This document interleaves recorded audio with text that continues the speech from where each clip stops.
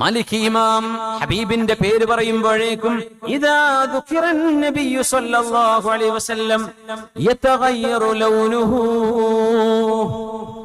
ഖാല റസൂലുള്ളാഹി എന്ന് ഹദീസ് ഓതാൻ തുടങ്ങിയാൽ ചർമ്മത്തിന്റെ നിറം മാറുമായിരുന്നു.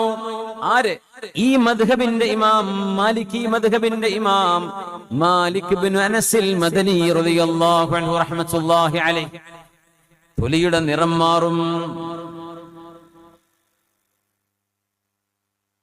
വയൻഹനി കുനിഞ്ഞങ്ങട് ഇരുന്നു പോകും.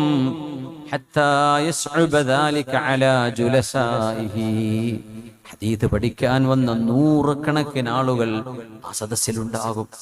ഖാല റസൂലുള്ളാഹ് എന്ന് പറയുമ്പോഴേക്കും നിറം മാറി കുനിഞ്ഞു കിടക്കും.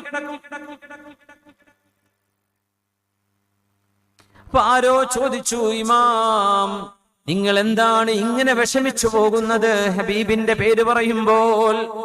അതുകൊണ്ട് പറയാ, റസൂലുള്ളാഹി തങ്ങളെ പറയുമ്പോൾ പ്രവാചകൻ എന്ന് മാത്രം പറഞ്ഞു പോവരുത്. പ്രവാചകർ സ്വല്ലല്ലാഹു അലൈഹി വസല്ലം എന്നതിന്റെ കൂടെ ചേർത്ത് പറയണം. ഇതിന് മടിക്കരുത്. അതിന് സമയം പോലും എന്ന് വിചാരിക്കും. ആ സമയം എന്തിനുള്ളതാ സമയം? സ്വല്ലല്ലാഹു അലൈഹി വസല്ലം ചൊല്ലാന്ന് പ്രവാചകൻ അങ്ങനെ പറഞ്ഞു, പ്രവാചകൻ ഇങ്ങനെ പറഞ്ഞു. അതൊരു വൃത്തികേടല്ലേ? അത് അതപകേടല്ലേ? അത് നമ്മുടെ എഴുത്തുകളിൽ പ്രവാചകൻ എന്ന് പറഞ്ഞാൽ തന്നെ പ്രവചിക്കുന്നവർക്കും പറയും പ്രവാചകൻ. നമ്മുടെ നബിയെ നമ്മൾ അങ്ങനെ പറയുകയാണെങ്കിൽ ഒരു ബഹുമാനത്തിന്റെ പ്ലൂരൽ ഉപയോഗിക്കണം. പ്രവാചകർ സ്വല്ലല്ലാഹു അലൈഹി വസല്ലം എന്ന് പറയാൻ മടി കാണിക്കരുത്. അത്രയെങ്കിലും ഹബീബിനോട് നമുക്കൊരു സ്നേഹം കാണിക്കേണ്ടയോ? എഴുതുന്നവർ ശ്രദ്ധിക്കുക, പ്രസംഗിക്കുന്നവർ ശ്രദ്ധിക്കുക. പ്രവാചകൻ പ്രവാചകൻ എന്ന് പറഞ്ഞു പോവല്ല. പ്രവാചകർ സ്വല്ലല്ലാഹു അലൈഹി വസല്ലം, റസൂലുള്ളാഹ് സ്വല്ലല്ലാഹു അലൈഹി വസല്ലം. ഇമാം മാലിക് എന്നവരോട് ചോദിച്ചു, എന്തിനാണ് ഇമാം മാലിക് എന്നവരെ നിങ്ങൾ ഇങ്ങനെ നിറം മാറുന്നത്? എന്തിനാ നിങ്ങൾ കുനിഞ്ഞു പോകുന്നത് എന്ന് ചോദിച്ചപ്പോൾ ലൗ റഅയ്തും മാ റഅയ്തു ലമാ അൻകർതും അലയ്യ മാ തറൂൻ. എന്റെ കണ്ണുകളെ കൊണ്ട് ഞാൻ കണ്ട ചില ആളുകൾ നിങ്ങൾ അവരെ കണ്ടിരുന്നെങ്കിൽ നിങ്ങൾ ആരും എന്നെ ആക്ഷേപിക്കില്ലായിരുന്നു.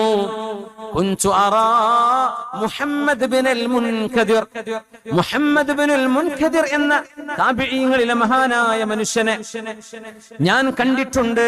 എന്റെ ഗുരുനാഥനാണ്. ഒരു ഹദീസിനെ കുറിച്ച് ചോദിക്കുമ്പോൾ ഇല്ലാ വയബ്കീ ഹത്താ നർഹമ, ഒരു ഹദീസ് പറഞ്ഞു തുടങ്ങിയാൽ തേങ്ങി തേങ്ങി കരഞ്ഞ് ഞങ്ങൾ ആ മഹാനെ ആശ്വസിപ്പിച്ചിട്ട് വേണം ഒരു ഹദീസ് കേൾക്കാൻ. അങ്ങനെ പുണ്യനബിയുടെ ഹദീസ് പറയുമ്പോഴേക്കും കരയുന്ന മഹാന്മാരെ ഞാൻ എന്റെ കണ്ണുകൊണ്ട് കണ്ടിട്ടുണ്ട്, എന്റെ ശിഷ്യന്മാരെ എന്ന് ഇമാം മാലിക് എന്നവർ മുഹമ്മദ് ബിൻ മുൻകദിർ എന്നവരുടെ കഥ പറഞ്ഞു കൊടുക്കും. ഇത് സ്നേഹമാണ്. ഈ സ്നേഹം കൽബിൽ വരണം. ഹബീബിന്റെ പേര് വായിക്കുമ്പോ, ഹബീബിന്റെ പേര് കേൾക്കുമ്പോ സ്വല്ലല്ലാഹു അലൈക യാ സയ്യിദി യാ റസൂലല്ലാഹ്